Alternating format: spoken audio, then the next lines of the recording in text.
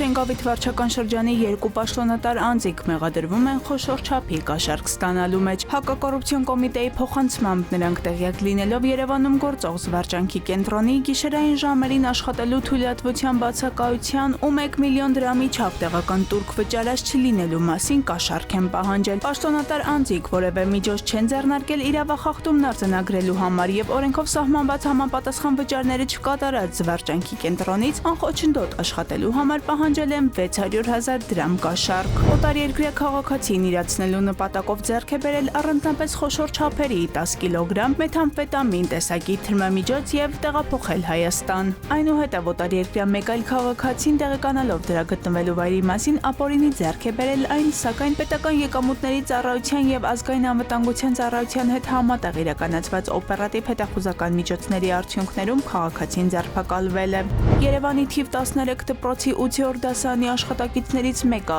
օդաճնշիչ ատրճանակով կրակել է դպրոցի պատուհանին, ինչի արդյունքում պատուհանը վնասվել է։ Այս մասին տեղեկանում ենք Հայաստանի Հանրապետության ներքին գործերի նախարարությունից։ Պատանին հայտնաբերվել է ու իրավապահներին ներկայացրել ատրճանակը։ Երևանի ավականիների աթոռներն այսօր դպրոցականներն են զբաղեցրել։ Ավականու նիստը երեխաների իրավունքների պաշտպանության թեմայի շրջանակներում դպրոցականների մասնակցությամբ է անցել։ Զեկույցներով են եկել պատանիները քաղաքապետարան, որոնցում գրել են իրենց պատկերացումները մայրաքաղաքի տարբեր խնդիրների դպրոցական հարցերի վերաբերյալ։ Սննդամթերքի անվտանգության տեսչական մարմնի վերահսկողական շրջանակներում մշակումներ են կատարվել մայիսի 26-ից մինչև մայիսի 31 ժամանակահատվածում Հայաստան ներմուծված 557 տոննա ձմերուկի խմբաքանակից։ Լաբորատոր փորձաքննության արդյունքում այսօրվա դրությամբ արգելվել է 213 տոննա ձմերուկի մուտքը երկիր պայմանավորված նիտրատներ ցուցանիշով հայտնաբերված անհամապատասխանություններով։